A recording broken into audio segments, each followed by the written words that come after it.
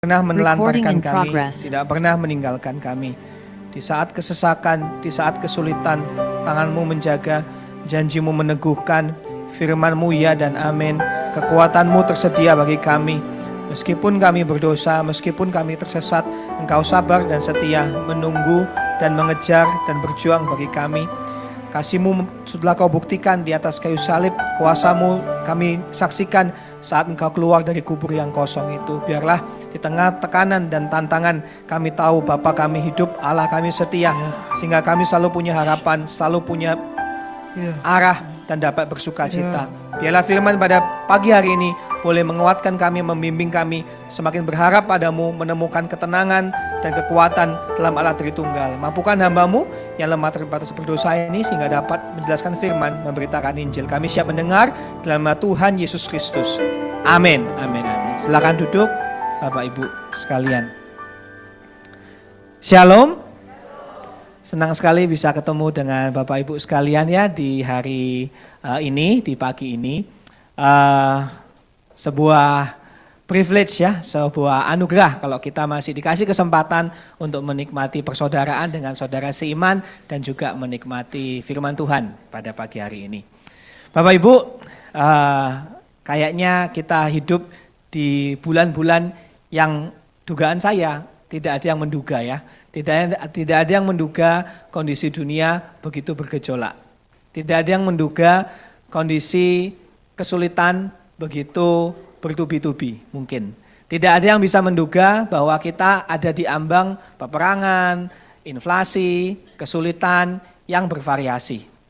Bahkan sekarang para perusahaan-perusahaan terkenal atau para pemimpin-pemimpin yang sudah terkemuka, mereka tuh kalau bikin plan sudah nggak bisa lagi bikin plan 3 tahun, 5 tahun, 10 tahun, sudah lewat zamannya. Sekarang bikin plannya ya 1 tahun, 2 tahun gitu ya. Kenapa? Karena keadaannya begitu volatile, begitu mudah berubah, tidak ada yang bisa menebak. Apakah ada di sini yang merasa kok kayaknya semakin lama semakin sulit ya? Kok semakin lama semakin mencemaskan? Semakin lama kok kayaknya tambah mahal gitu ya. Mungkin Bapak Ibu mulai merasa begitu ya. Harga BBM naik gitu kan, rupiah melemah. Mungkin di sini ada yang gelisah melihat badai keuangan khususnya di dunia.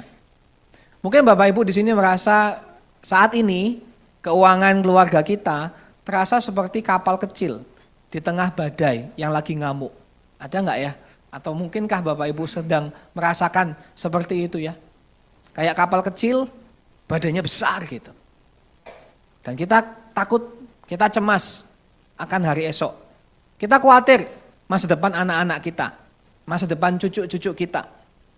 Mungkin di sini ada yang hari-hari ini lebih sering berantem sama suaminya, sama istrinya, gara-gara uang.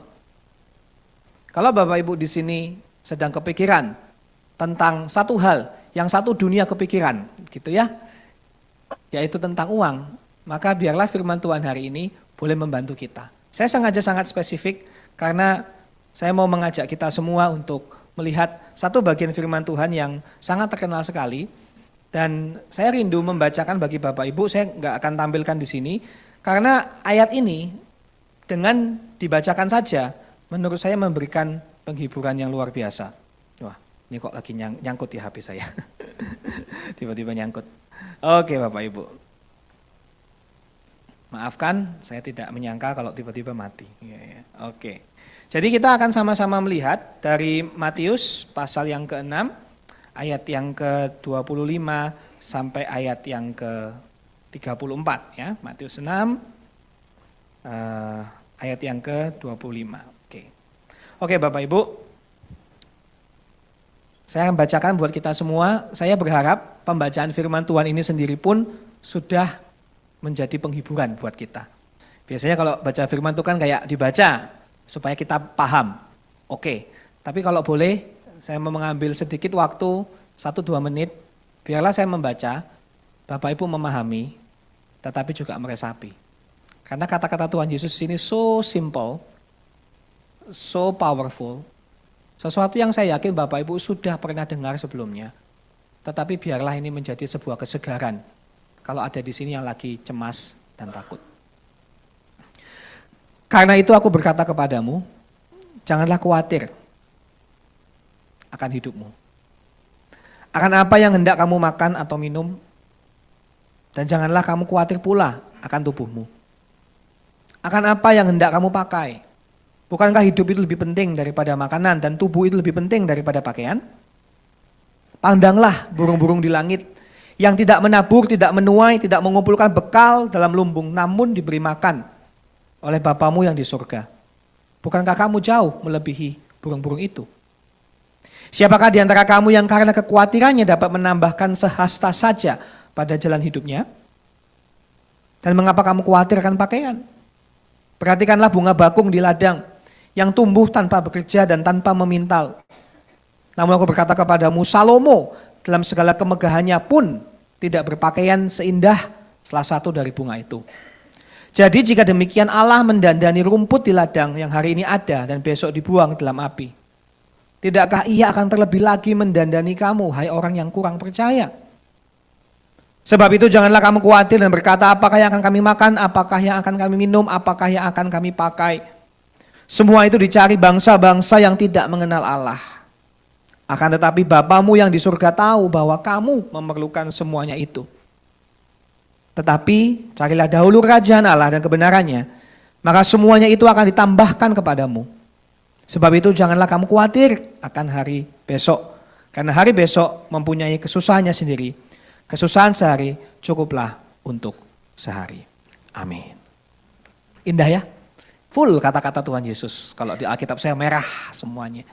Bapak Ibu, tidak sama sekali tidak salah kalau kita bicara tentang uang dalam khotbah. Yesus lebih banyak bicara tentang uang dibandingkan bicara tentang surga. Lebih banyak bicara tentang uang dibandingkan bicara tentang neraka. Kalau Bapak Ibu suka kitab Lukas, Lukas ini adalah orang yang paling Pantekosta karismatik banget gitu ya. Tetapi dia juga banyak sekali bicara tentang uang dan punya hati buat orang-orang yang terpinggirkan. Bapak Ibu, di perikop yang saya barusan baca, itu sebetulnya berkaitan erat banget dengan ayat-ayat di sebelumnya. Karena persis di ayat yang ke-24, Tuhan berkata, kamu tidak dapat mengabdi kepada Allah dan kepada Mamon. Jadi jelas ya, konteksnya itu kekhawatiran, konteksnya itu Allah disandingkan dengan Mamon. Seakan-akan Tuhan Yesus tahulah bahwa inilah yang menjadi godaan terbesar kita. Godaan terbesar kita mungkin adalah uang.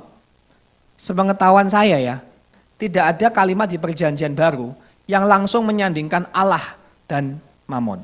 Jadi kayak kalimat itu kayak sejajar banget gitu ya. Seakan-akan seimbang, walaupun kita tahu tidak, Tuhan Yesus lebih daripada semuanya, mengalahkan segala ilah. Walaupun seakan-akan seimbang, tetapi tidak. Cuman menarik bagi saya, sepengetahuan saya di Perjanjian Baru, gak ada tuh kayak Tuhan kalimatnya disandingkan sama ilah lain. Paham maksud saya Bapak Ibu ya? Kayak ini tuh kayak menarik banget, Tuhan dan Mamon. Seakan-akan penulisnya tahu, mungkin kelemahan utama kita, kebanyakan dari kita, kelemahan utamanya, kalau kita tersandung, itu tersandung urusan uang. Seakan-akan kalau ada Allah yang bisa menyaingi Tuhan kita, Allah itu namanya rupiah, dolar, pound sterling, dan kawan-kawannya. Paham ya Bapak Ibu ya? Seakan-akan seperti itu. Nah, tetapi di sini kita tahu ya, saya yakin Bapak Ibu posisi keuangan dan mental keuangannya beda-beda. Tetapi yang di sini yang sedang Tuhan Yesus ajari kepada kita adalah tentang bagaimana kita menavigasi tentang keuangan, tentang kesulitan, kecemasan kita di tengah badai yang seringkali memikat hati kita. Bapak Ibu, di ayat ke-25 Tuhan Yesus mulai dengan perkataan yang membuka gitu. Jangan khawatir. Apa yang kamu makan, minum, pakai, bukankah hidup lebih penting dari makanan? Bukankah tubuh lebih penting daripada pakaian? Dan tentu saja kita menjawab, ya iyalah Tuhan Yesus gitu hanya. Ya jelaslah hidup itu lebih penting daripada makanan, tubuh lebih penting daripada pakaian. Kenapa kok Tuhan Yesus mulai dengan kalimat yang sepertinya, kita juga tahulah gitu ya. Tetapi itulah kegelisahan tuh membuat kita bisa seperti itu Bapak Ibu. Kegelisahan tuh bisa membuat kita lupa sama apa yang penting. Ya kan? Kalau kita udah cemas, itu tuh kita fokusnya sama itu aja. Mikirin duit terus. Mikirin tagihan terus. Mikirin angka terus. Makanya Yesus mulai daripada situ. Saya masih ingat dulu ada kutipan yang terkenal kurang lebih ngomongnya seperti ini. Uang bisa beli ijazah, tapi nggak bisa beli hikmat. Uang bisa beli makanan, tapi nggak bisa beli selera. Uang bisa beli hiburan, tapi nggak bisa beli sukacita. Uang bisa beli posisi, jabatan, tapi nggak bisa beli hormat. Uang bisa beli rumah, tapi nggak bisa beli home. Home itu apa ya? Indonesia ya, tahu ya? Keluarga ya. Karena kalau Indonesia home sama house kan mirip sama ya, rumah. Tapi Bapak Ibu paham ya, uang bisa beli rumah besar, tapi uang nggak bisa membeli keluarga yang tenang. Uang bisa beli obat, tapi tidak bisa beli kesehatan. Kadang-kadang kita lupa sehingga kita mikirnya semua tentang uang dan kekurangan kita. Padahal hal-hal yang baik dalam hidup, kalau kita pikirkan ya, Tuhan tuh sebenarnya kasih. Kita tuh sebenarnya menikmati. Kalau hari ini kita bisa punya selera makan. Kalau hari ini kita punya kesehatan. Kalau hari ini keluarga kita baik-baik. Bukankah itu anugerah? Tapi kadang-kadang gitulah, namanya cemas itu mikirnya aneh-aneh gitu ya Bapak Ibu ya. Kalau udah gelisah namanya mikirnya aneh-aneh gitu. Saya dulu tipe orang yang gak mikirin tentang uang. Bukan karena banyak uang, bukan ya. Tetapi gak mikirin tentang uang karena saya itu tipe orang yang hemat Bapak Ibu. Saya tipe orang yang bukannya gak mikirin barang, karena gak ada barang untuk dipikirkan gitu ya. Jadi beda, gak ada barang untuk dipikirkan. Saya tipe yang benar-benar itu gak apa-apalah, pasti aman. Uang saya hidupnya itu hemat pangkal kaya, katanya kan gitu ya. Jadi saya tuh gak kepikiran karena saya orangnya itu tipe yang beli seadanya, beli seperlunya begitu. Tapi makanya saya bersyukur waktu ditanya, kenapa kamu milih istri saya gitu kan? Kenapa? Kan biasa kan orang jawabnya, oh ya cantik, baik. Bisa orang gitu ya Bapak Ibu ya, kalau tanya tentang pasangannya kan ya, kenapa kamu pilih dia? Karena cantik, karena nyambung, karena cinta Tuhan. Kalau Bapak Ibu tanya sama saya ya, dulu ya, kenapa kamu pilih Caroline? Iya, pertama hemat. Jadi sesuai visi, sesuai gitu ya. Jadi saya ini pragmatis banget gitu. Pertama hemat, jadi saya sangat spesifik gitu ya Bapak. Wah, dan dia bisa lebih hemat dari saya. Dulu kalau saya kayak kalau ada cashback, ongkir itu saya nggak peduli karena saya berapa sih, cuma beda berapa gitu, nggak ngefek lah. Saya karena tipenya mau cepet instan gitu. Wah dia enggak Bapak Ibu, wah dia diskon hunter banget ya. Wah ini cashbacknya bisa dimanfaatkan gitu kan ya. Wah langsung saya lihat. Tak hitung-hitung, iya ya kalau 1 kali 12, kali 24, lumayan ya. Jadi saya sekarang malah lebih menakutkan dari dia. Nah, sekarang saya mainnya udah lebih advance lagi. Tapi itulah ya, kalau kita udah cemas, mikirnya tuh bisa seperti itu. Tapi saya paham ya, kenapa Tuhan Yesus mungkin mulai dari sini. Sehingga kita tuh diperhadapkan dengan pertanyaan seperti ini. Sebetulnya, pada saat kita cemas tentang uang, pada saat kita kepikiran tentang kurang, nggak cukup, apa sih yang Bapak Ibu paling takutkan? Sebetulnya yang paling takutkan itu apa? Apakah Bapak Ibu takut nggak bisa cari uang karena nggak punya skill, nggak punya kompetensi?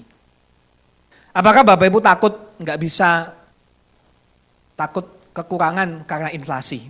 Ya kan? Kita kan bisa kerja, tapi kalau inflasi juga sulit. Atau Bapak Ibu merasa ketinggalan, saya bukan dari keluarga yang kaya. Sekuat apapun saya bekerja, saya nggak akan bisa mencapai tujuan finansial saya. Atau Bapak Ibu takutnya karena, Pak kita tinggal di negara yang nggak mudah. Ada korupsi, ada banyak orang jahat, saya bisa kerja dengan jujur, tapi dipalak, difitnah, ditipu. Banyak ya Bapak Ibu sepertinya yang menakutkan bagi kita. Saya pernah ketemu dengan orang lebih dari satu kali dan saya sadari ini, iya ya, orang tua kita, orang tua saya mungkin mengajari saya untuk kerja. Biasa gitu ya, orang tua minimal di budaya saya, budaya Tionghoa. Sangat kental dengan etos kerja, cari duit dan senada itu. Tapi saya sadar, orang tua mungkin menunjukkan cara cari duit. Tapi saya menyadari, tidak semua orang mengajarkan cara mengelola keuangan. Jadi kalau saya tanya mama saya atau papa saya, mungkin jawabannya, ya pokoknya kerja, gitu toh. Pokoknya cari duit gitu kan. Ya, tapi mengelolanya gimana? Saya sadar, iya ya, ternyata beda ya. Kecuali kalau orang tua kita banker gitu ya, financial planner mungkin bisa ya mengajar kita dengan kata lain. Ini yang saya mau katakan sih sama kita Bapak Ibu. Oh mundur. Iya, ini mundurnya gimana ya? Ke slide sebelumnya kayaknya ya. Oke. Nah, yang Tuhan percayakan di tangan kita lebih sedikit dari yang kita kira. Hal ini bukan tragedi, namun anugerah. Sebab jika segala sesuatu bergantung pada kita akan hancur oleh bebannya. Bapak Ibu, kita mungkin merasa, wah semua ini di luar kendali kita. Dan memang begitu. Banyak hal yang kita nggak kendalikan. Siapa yang bisa menyangka ada perang? Siapa yang bisa menyangka ada kesulitan-kesulitan di luar sana? Nggak ada. Yang kita kendalikan cuma sedikit Bapak Ibu. Paling apa? Tenaga kita, waktu kita, kompetensi kita, betul ya? Sedikit loh. Tapi mari, jangan melihat itu sebagai tragedi. Mari melihat itu sebagai anugerah. Karena kalau semua bergantung sama kita, capek sih. Capek. Beban. Maka di sini, di ayat yang akan kita sama-sama nikmati, Tuhan Yesus akan mengajak kita bersama-sama menemukan ketenangan di dalam Dia. Tuhan Yesus berkata kan, jangan khawatir. Betul, jangan khawatir. Tapi Dia tidak berhenti di, sudah, jangan khawatir ya. Orang kalau khawatir, dibilangin jangan khawatir, biasanya malah khawatir. Gitu kan ya. Karena kan gak bisa Bapak Ibu ya. Takut, jangan takut. Wah repot ya, gak bisa. Nah bersyukur Tuhan Yesus memberikan 3 hal di sepanjang ayat ini. Karena memang hanya ada 3 kalimat perintah. Ya, jadi di perikop yang terkenal ini, banyak hal-hal indah yang kita bisa pelajari. Tapi fokus khotbah saya lebih kepada hal yang lebih straightforward aja, yang langsung. Saya membagi menjadi 3 saja, karena memang ada 3 hal yang ingin Tuhan Yesus lakukan kalau kita cemas tentang keuangan khususnya.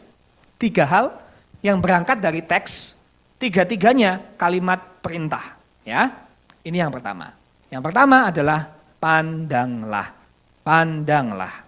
Pandanglah burung-burung di langit yang tidak menabur, tidak menuai, tidak mengumpulkan bekal dalam lumbung, namun diberi makan oleh Bapamu yang di surga. Bukankah kamu jauh melebihi burung-burung itu? Siapakah di antara kamu yang karena kekhawatirannya dapat menambahkan sehasta saja pada jalan hidupnya? Bapak Ibu, kita mendapatkan di sini bagaimana Yesus memberikan gambaran Bapa di surga memberikan makan burung-burung, Bapa di surga murah hati kepada ciptaannya. Burung-burung tidak punya asuransi, nggak punya dana darurat, nggak punya saham investasi, burung-burung nggak punya pekerjaan, nggak punya rekening bank. Makanya mereka nggak punya kolesterol dan lain sebagainya ya. Nah, tapi mereka dipercaya, mereka dipelihara oleh Tuhan. Tuhan tahu bahwa burung-burung ini nggak menabur, nggak menuai, nggak mengumpulkan bekal, tetapi Tuhan menjaga mereka. Nah, tolong jangan salah sangka ya, bukan berarti perilaku burung di sini memberikan kita izin untuk malas. Perilaku burung di sini memberikan kita alasan untuk tidak bertanggung jawab, bukan. Tuhan memberikan makan, betul. Tetapi Tuhan tidak taruh makanannya di sarangnya burung. Saya ulangi ya, Tuhan memang kasih makan, memelihara. Tapi bukan berarti Tuhan itu kayak tiba-tiba ada drone dari ada malaikat datang ngambil makanan, taruh di sarangnya burung, silahkan burung-burung makan. Enggak sih. Tetap burung-burung itu bekerja sesuai dengan desainnya. Maka juga Allah seringkali memenuhi kebutuhan kita melalui kerja, melalui perencanaan hidup yang baik. Kita nggak boleh ya menyelubungi kemalasan, merencanakan hidup dengan jargon-jargon rohani kayak tenang aja, Tuhan pasti pelihara. Berserah penuh pada Allah, terus kita males-malesan. Bukan ya, arah teksnya bukan merasa ke sana. Arah teksnya itu lebih gini. Pada saat dikatakan burung itu nggak nabur, nggak nuai, nggak mengumpulkan bekal, itu adalah budaya agraris. Di mana namanya ekonomi itu bergantung dari musim, kayak panen gitu loh Bapak Ibu ya. Nah di sini jelas maksudnya pada saat musim-musim tertentu ada bagian yang kita lakukan, menanam, menabur gitu kan. Tetapi tentu saja hasil panen, rezekinya, berkatnya datang dari Bapa di surga. Atau kalau bahasa sekuler yang kita sering dengarkan dari kalangan manapun, rezeki sudah ada yang ngatur gitu kan, biasa gitu ya, rezeki sudah ada yang ngatur. Kita bisa lebih mengamini itu, karena kita berkata begini, rezekiku tidak hanya diatur, rezekiku diatur oleh Bapa di surga. Rezekiku, berkatku diatur dari Bapa di surga. Benar sih Bapak Ibu, itu sungguh-sungguh nyata. Saya pernah mendengarkan wawancara dengan seorang yang memang financial planner. Dia pengelola keuangan profesional, dia banyak klien yang menitipkan uang sama dia. Salah satu pertanyaan yang mungkin paling umum banget ditanyakan ke orang ini adalah begini. Pak, dari klien-klien Bapak, saya cuma mau tahu, yang dari nol, benar-benar uangnya nol ya, dalam arti bukan karena dia pewaris gitu. Bukan pewaris ya, benar-benar perintis kalau bahasanya sekarang. Nah, yang dari nol, bagaimana mereka bisa kaya?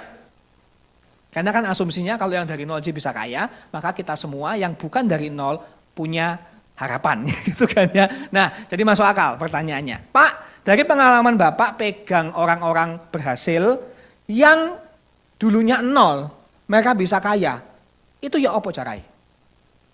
Dia tanya sama seorang financial planner ya, bukan tanya sama seorang motivator. Jadi saya suka jawabannya. Dia ngomong gini, dari semua orang yang mulai dari nol, ketika mereka mau kaya, ada satu kata yang diulang. Kata si CFP itu, financial planner itu. Kata itu adalah momentum. Waktunya pas. Dengan kata lain, menurut pengalaman pengelola keuangan ini, orang itu bisa kaya mayoritas karena ya waktunya pas saja. Kesempatannya ada, datang dari mana nggak tahu, tapi mereka peka. Oh ini nih kesempatan, mereka ambil, mereka sukses. Paham Bapak Ibu ya? Tetapi dari percakapan sederhana ini, saya langsung nangkep, iya sih, benar sih. Pada akhirnya semua itu pemeliharaan Tuhan. Ini real, kasus nyata, bukan sekedar omongan yang enak didengar kuping. Semua rezeki ada yang ngatur. Enggak. Benar-benar Tuhan itu menjaga. Bapak Ibu, burung nggak perlu khawatir karena ada si pencipta. Kita nggak perlu khawatir karena kita punya Bapak di surga. Maka saya mau katakan seperti ini. Kita tidak hanya diciptakan oleh Allah, kita nggak cuma burung ya kan. Kita tidak hanya dibuat, kita adalah anak-anaknya. Kita bukan barang produksi massal yang ditaruh orang alam semesta. Kita adalah anggota keluarga yang duduk dan makan di mejanya Tuhan. Kita tuh nggak seperti, udah kita ada, Tuhan taruh gitu aja. Enggak sih. Kita ada, ya sudah kamu menghabiskan oksigen selama 80 sampai 90 tahun. Enggak. Kita itu adalah anak-anaknya. Dan kita sedang duduk, makan, kita ada, diundang di meja Tuhan. Maksudnya saya ingin menggambarkan kita itu dipelihara, kita itu diterima. Mari Bapak Ibu, kita pandang ke burung-burung. Kita lihat pemeliharaan Tuhan. Yesus mengajarkan kita untuk memandang dan percaya sekali lagi bahwa Bapa kita tahu cara memelihara kita. Itu yang pertama. Yang kedua, kalimat perintah di perikop ini adalah perhatikanlah. Perhatikanlah. Dan mengapa kamu khawatir akan pakaian? Perhatikanlah bunga bakung di ladang yang tumbuh tanpa bekerja, tanpa memintal. Namun aku berkata kepadamu, Salomo dalam segala kemegahannya dan pun tidak berpakaian seindah salah satu dari bunga itu. Jadi jika demikian Allah mendandani rumput di ladang yang hari ini ada, besok dibuang dalam api. Tidakkah ia akan terlebih lagi mendandani kamu, hai orang yang kurang percaya. Kalimat perintah yang kedua adalah perhatikan. Apa bedanya sama pandang? Ya, yes, mirip-mirip lah.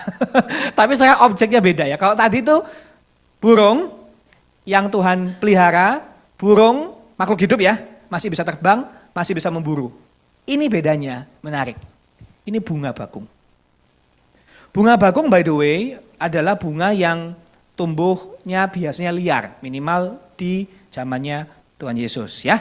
Jadi ini ya pokoknya tumbuh gitu aja, bukan kayak mawar atau bunga lili yang bagus-bagus, bukan. Dengan kata lain, mereka itu bunga-bunga bakung ini sesuatu yang sehari-hari.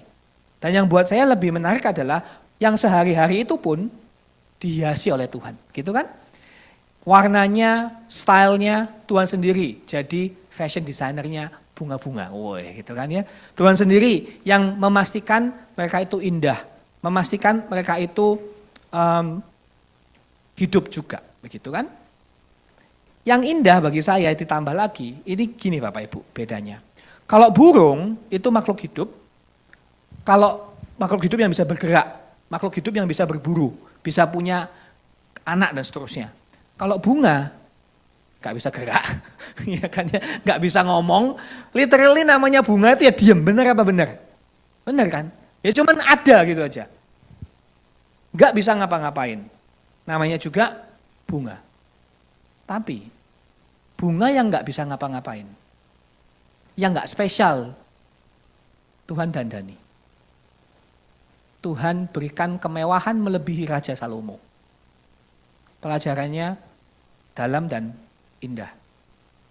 Bunga bakung mengajari kita gini Bapak Ibu. Kita tidak harus menjadi orang yang hebat untuk Tuhan pelihara. Ya, kita tidak harus datang dari keluarga yang kaya. Kita tidak harus punya sarjana yang tinggi. Kita tidak harus punya bakat yang luar biasa untuk Tuhan jaga, pelihara dan pakai kita. Kita merasa, kenapa kok aku miskin? Kenapa kok aku kurang? Oh ya karena ini. Dan kita menyalahkan keadaan, menyalahkan orang tua, menyalahkan diri sendiri. Tetapi ayat ini mengingatkan kepada kita, enggak sih? Tuhan pelihara kamu, Tuhan berkati kamu bahkan hanya karena kamu ada. Hanya karena kita anak-anaknya. Bukan pencapaian kita, bukan prestasi kita, bahkan bukan potensi kita. Tetapi karena anugerahnya yang luar biasa. Benar Bapak Ibu? Bahwa kita tidak harus jadi orang spesial untuk Tuhan pelihara, untuk Tuhan pakai. Dan itu menghibur sekali sih. Berapa banyak di sini yang mungkin melihat anaknya dan berkata, "Mas, Kak iso iki." Gitu ya. Berapa banyak di sini yang melihat calon menantunya dan meragukannya. "Pas, kalau kayak gini, gak bisa ini." Tetapi kalau kita tahu, kita punya Tuhan yang mendandani bunga-bunga bakung di ladang. Kita bisa tenang gitu loh Bapak Ibu. Kita bisa kayak percaya bahwa kelemahan manusia tidak mungkin menggagalkan berkat dan cara Tuhan pakai. Benar gak sih? Saya masih ingat ada hamba Tuhan yang cerita tentang temannya. Temannya datang nangis-nangis ke dia karena setiap tanggal tua uangnya habis. Ya. Jadi dia cerita tentang kehidupannya karena tanggal tua uangnya itu habis. Dan karena pendeta ini teman baiknya orang ini yang tinggal di kos-kosan, ceritanya gitu ya, yang tanggal tua uangnya habis. Langsung aja bilang, kamu nangis-nangis cerita-cerita mau pinjam uang ya? Gitu kan, mau pinjam uang ya? Terus si temennya ini bilang, enggak, saya enggak mau pinjam uang, saya mau cerita aja. Sejak tanggal tua, tanggal 25 katakanlah, uang saya habis. Sampai awal bulan, itu saya makan paling enak, dia bilang gitu. Itu saya makan paling enak.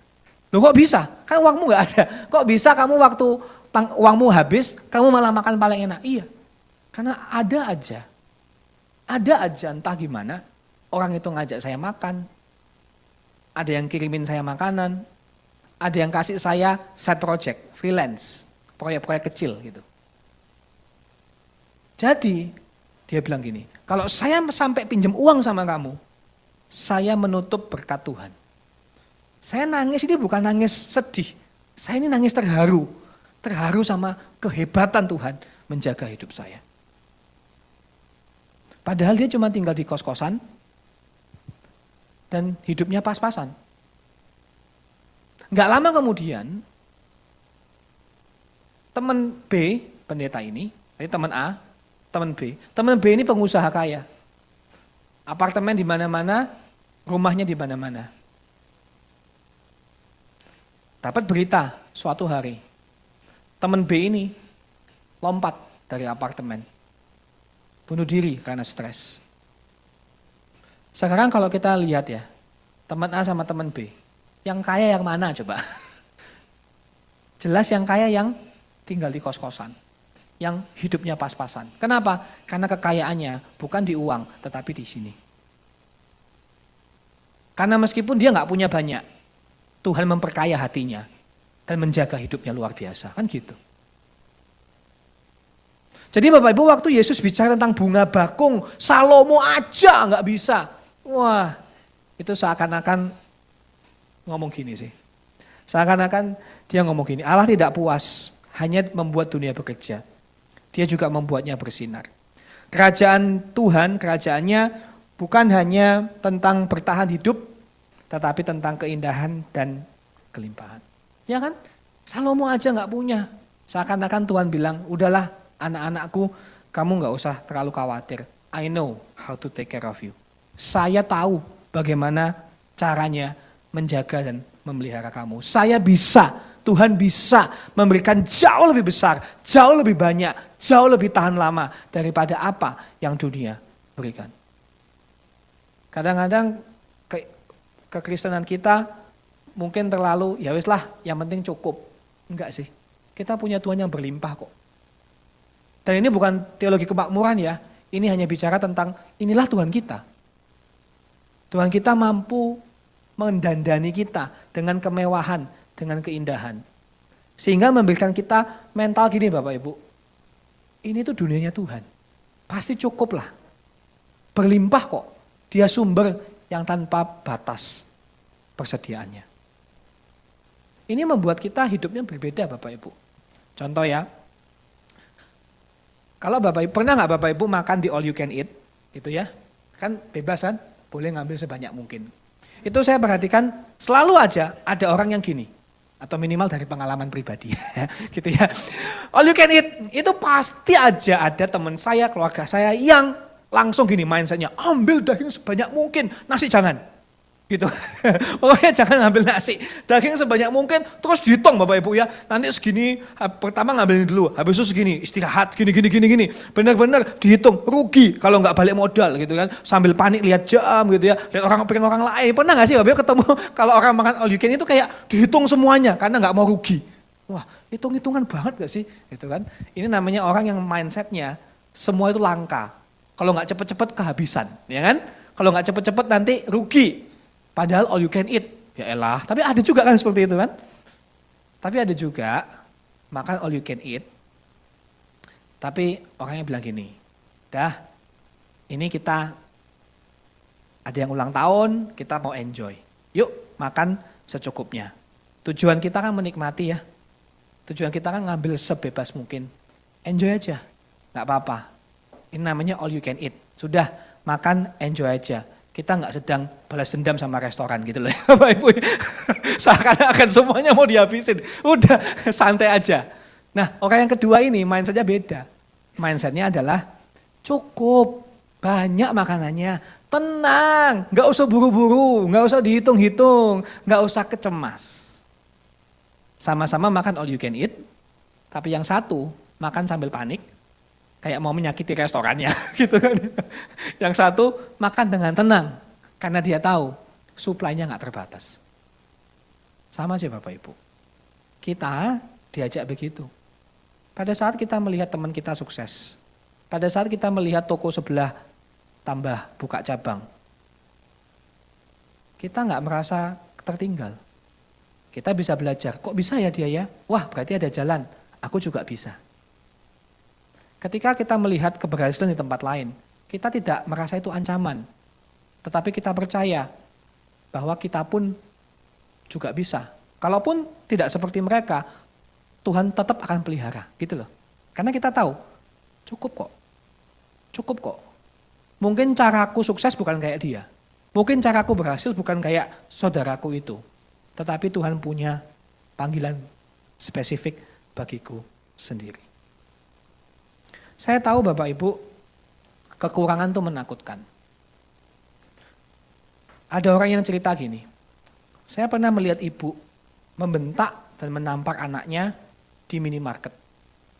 Hanya karena anaknya rengek minta beli snack dan kemahalan. Saya pernah mendengar orang tua mengutuk anaknya sendiri karena uang bulanannya kurang, gara-gara dia ada. Saya pernah menyaksikan orang mengancam bunuh saudaranya sendiri hanya untuk sepetak tanah warisan. Saya pernah berjumpa anak yang memanfaatkan orang tuanya yang pikun dan diam-diam menjual perhiasannya untuk beli susu anaknya, jadi cucunya. Saya pernah melihat orang kehilangan orang tercinta karena nggak bisa bayar biaya rumah sakit. Bapak Ibu, bahaya kekurangan itu nyata, saya tahu. Dan saya meyakini Bapak Ibu mungkin mengalami. Bahaya kemiskinan itu menakutkan, saya paham. Tetapi anugerah Tuhan juga nyata. That's all I want to say ya. Bahaya kekurangan itu nyata. Tetapi anugerah Tuhan lebih nyata. Anugerah Tuhan tersedia bagi kita. Kalau Salomo saja nggak bisa punya semewah bunga bakung yang terlewatkan. Bukankah Tuhan akan menjaga kita? Makanya ada ayat yang sangat indah kan di Roma 8 ayat yang ke-32 ya kan? Oh saya mundur tapi sorry ya. Oh ya.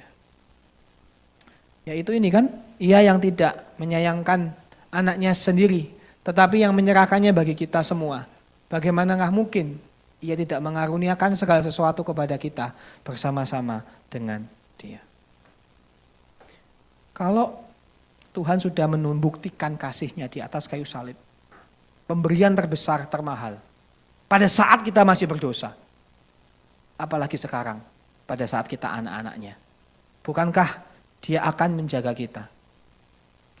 Saya bisa ngomong ini di depan Bapak Ibu, bukan sekedar kata-kata yang indah atau penghiburan saja, tetapi ada buktinya salib Bapak Ibu.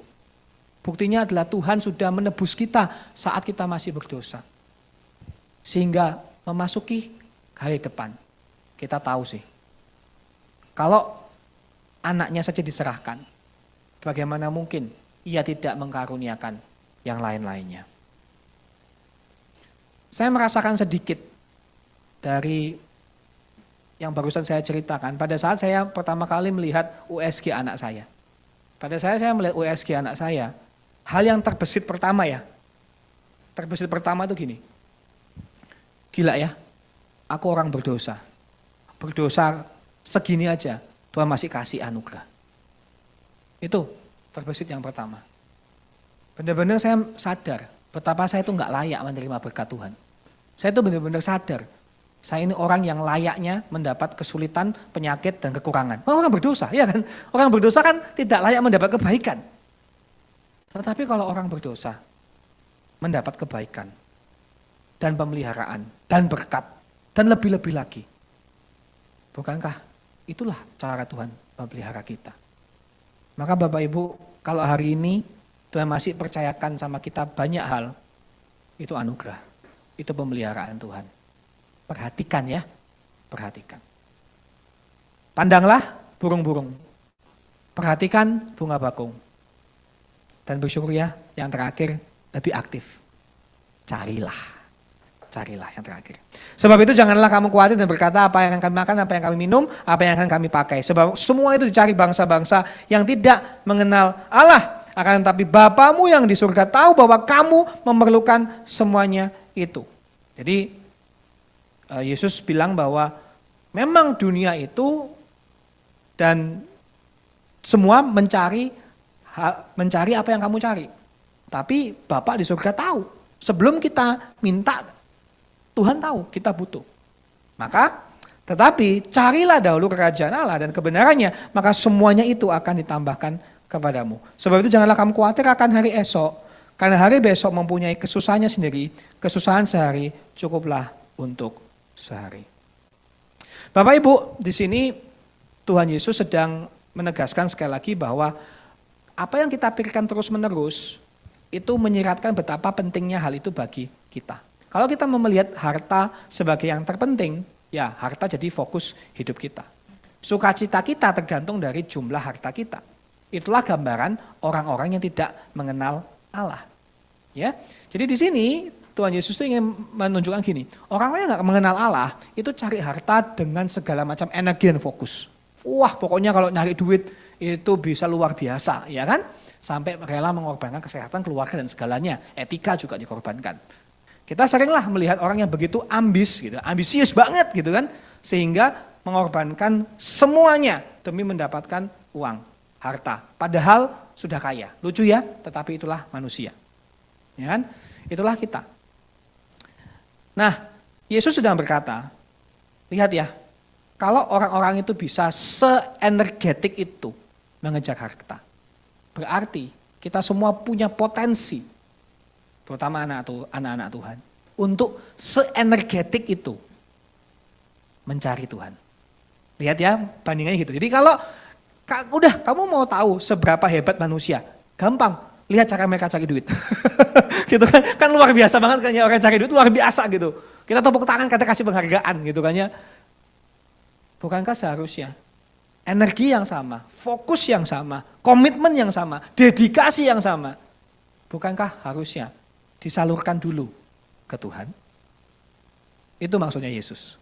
Carilah dahulu kerajaan Allah dan kebenarannya, maka semuanya itu akan tambahkan kepadamu. Yesus mengalihkan fokus kita, bukan kerja bagai kuda atau cari uang sampai tidak ada batasnya, supaya kamu aman, bukan? Karena kita nggak akan pernah merasa cukup, kita nggak akan pernah merasa tenang. Tapi Yesus berkata ini nih, gunakan semuanya untuk mencari kerajaan Allah. Dalam arti di sini Bapak Ibu, dalam konteks ini ya kita mencari kerajaan Allah dan kebenarannya, kita kembali kepada fokus kepada Tuhan.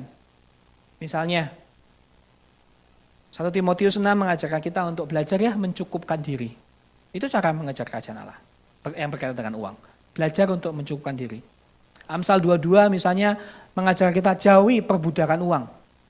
Kita tahu bahwa uang adalah alat yang baik, tetapi bos yang jahat, misalnya gitu. Jauhkan perbudakan uang. Matius 25 ayat 21 mengajarkan kita ayo mengelola uang dengan bijak. Itu ibadah kok. Mengelola uang dengan bijak itu bagian dari kerohanian yang sehat. Lalu 2 Korintus 9 misalnya mengajarkan kita untuk ayo hidup murah hati, memberi. Berilah dengan sukacita. Yesus mengajarkan kita untuk yuk carilah Tuhan dan kerajaannya. Carilah Tuhan dalam keuangan kita, dalam pekerjaan kita, dalam waktu kita. Yuk kita jaga waktu kita hari Minggu misalnya beribadah. Jangan cuma kerja terus misalnya gitu. Kepikiran uang terus, rekening terus, tetapi juga baca Alkitab, juga berdoa. Hal-hal yang saya rasa Bapak Ibu dan saya tahu tetapi mungkin kita belum maksimalkan. Sekali lagi, karena energi dan dedikasi kita kepada hal-hal yang mungkin salah. Tuhan mengajarkan kita, Yesus mengajarkan kita untuk mencari dahulu cara-cara Tuhan, kepentingan-kepentingan Tuhan, kehendak-kehendak Tuhan. Maka semuanya akan ditambahkan kepadamu. Apa yang ditambahkan di situ? Semua itu apa? Gampang. Ayat 31 ngomong apa? Makan, minum, pakaian. Ya, konteksnya gitu Bapak. Jadi semuanya ditambahkan. Itu maksudnya kebutuhan yang kita butuhkan, sesuatu yang kita butuhkan, kebutuhan sehari-hari. Makanan, minuman, pakaian. Makanya ayat yang sangat indah yang menjadi pelengkap ayat ini adalah Mazmur 37 ayat 25. Dahulu aku muda, sekarang telah menjadi tua. Tetapi tidak pernah kulihat orang benar ditinggalkan atau anak cucunya meminta-minta roti. Keren banget ya hari ini ya. Sangat menghangatkan hati kita. Tetapi ada garisnya, tidak pernah kulihat orang benar ditinggalkan Tuhan. Mari Bapak Ibu, kita fokuskan hati kita, waktu kita, pikiran kita kepada Tuhan. Bukan berarti saat kita fokus sama Tuhan kita mengabaikan perencanaan keuangan, bukan. Tetapi saya menduga begini, justru pada saat Tuhan menjadi sumber segalanya, kita bisa mengelola dengan baik. Kita bisa bekerja dengan efektif. Kita bisa dijauhkan dari godaan-godaan yang menjatuhkan kita. Justru pada saat kita berserah kepada Tuhan, benar-benar kita bisa berkata di ayat 34, janganlah kamu khawatir. Karena hari besok punya kesusahannya sendiri. Kesusahan sehari cukuplah untuk sehari. Sehingga kita bisa benar-benar Tuhan, wes hari ini aja. Aku gak bisa ngontrol pasar. Aku gak bisa ngontrol harga saham. Aku gak bisa mengontrol itu Stadhorum mau buka apa kagak sih gitu kan ya. Tetapi aku bisa memutuskan untuk taat padamu hari ini. Dan besok I will make the same decision. Besok saya akan ambil keputusan yang sama. Hari ini aku mau ikut Tuhan. Aku mau bekerja dengan baik. Aku mau berdoa dengan sungguh-sungguh. Aku mau beribadah dengan segenap hati. Aku mau memberi dengan sukacita. Dan aku mau berkata bersyukur untuk semua yang Tuhan sudah kasih sama kita. Bukankah itu Bapak Ibu ketenangan sejati? Bukankah itu Bapak Ibu harapan untuk masa depan kita? Dan maka saya mau menutup dengan kalimat ini yang terakhir. Injil membebaskan kita pada akhirnya. Yang membebaskan kita dari kekhawatiran adalah kabar baik Yesus yang sudah menebus kita. Injil membebaskan kita dari obsesi mendapat kelebihan, dari obsesi menjauhi kekurangan, kepada menemukan kepuasan dalam mengejar Tuhan. Kadang yang bikin kita khawatir itu kita terobsesi terus pengen dapat lebih. Atau yang bikin khawatir itu adalah kita takut kurang, kita takut ketinggalan. Tapi Injil membebaskan itu. Sehingga kita menemukan kepuasan saat kita mengejar Tuhan. Saat kita mengejar hati Tuhan, misi Tuhan, kehendak Tuhan. Jangan khawatir, carilah dahulu kerajaan Allah, semuanya akan ditambahkan. Amin. Mari kita berdoa. Terima kasih Bapak untuk firman hari ini. Kami sadar bahwa kami sedang diserbu oleh tekanan. Beberapa dari kami mungkin bisa merasakan lebih langsung bagaimana mungkin keuangan kami tergerus, keamanan masa depan kami tergoyangkan. Kami mungkin kepikiran sama anak-anak kami, bagaimana masa depan mereka, tantangan yang mereka hadapi begitu rumit, lebih daripada mungkin yang kita hadapi dulu. Sehingga kami takut, kami cemas, kami gak bisa tidur. Tuhan ampuni jika kami lupa bahwa memang kami memang gak punya kendali yang banyak. Ampuni jika kami merasa kami bisa mengatasi segalanya dengan kemampuan kami. Kami mungkin berkata percaya Tuhan, tetapi mungkin kami sedang bersandar kepada kemampuan kami, kekayaan kami, koneksi kami, posisi kami, platform kami. Ampuni kami Tuhan. Kadang butuh kesulitan untuk menyadarkan kami bahwa kami sungguh-sungguh butuh Tuhan. Bahwa kami ini gak bisa, bahwa kami ini orang berdosa, bahwa dunia ini memang jahat, jatuh di bawah kuasa kegelapan. Tetapi Tuhan selalu ada, mengendalikan, menjaga, memelihara. Bahkan khususnya bagi kami anak-anak-Mu. Engkau bukan cuma pencipta, Engkau adalah Bapa di surga yang tahu apa yang kami butuhkan, bahkan sebelum kami meminta. Tuhan, biarlah firman hari ini boleh memberikan kami sekali lagi penghiburan. Untuk kami melihat, memandang kepada burung yang kau pelihara, bunga yang kau dandani. Sehingga kami tahu dunia ini cukup bagi kami. Sarananya cukup, sumber dayanya cukup, kesempatannya cukup, berkatnya cukup, bahkan melimpah. Sehingga kami bisa hidup dengan bijaksana, tetapi tidak harus ketakutan. Kami bisa merencanakan dengan baik, tetapi tidak harus hitung-hitungan. Kami bisa bekerja dengan rajin, tetapi bukan bekerja sampai kewalahan. Kami percaya Engkau memelihara ya Bapa. Dan arahkanlah hati kami untuk mengejar kerajaan Allah terlebih dahulu. Bahwa Engkau adalah sumber yang segalanya. Saat kami menempatkan Engkau di tengah, semuanya Tuhan akan pelihara. Karena kami tahu Engkau sudah membuktikan kasih-Mu, pemeliharaanmu di atas kayu salib bagi kami orang berdosa. Engkau yang sudah menyerahkan anak-Mu saat kami berdosa, saat kami menjadi musuh-musuh-Mu. Bagaimana mungkin Engkau tidak akan memelihara kami? Bagaimana mungkin Engkau tidak akan menyediakan apa yang kami butuhkan? Bagaimana mungkin Engkau tidak akan memelihara keluarga kami, anak dan cucu kami, seperti Engkau sudah menjaga kami? Tuhan, tolonglah kami untuk selalu melihat kepada salib-Mu, menemukan pemeliharaan, kesetiaan, jaminan masa depan. Terima kasih ya Bapa, dalam nama Tuhan Yesus Kristus. Amin.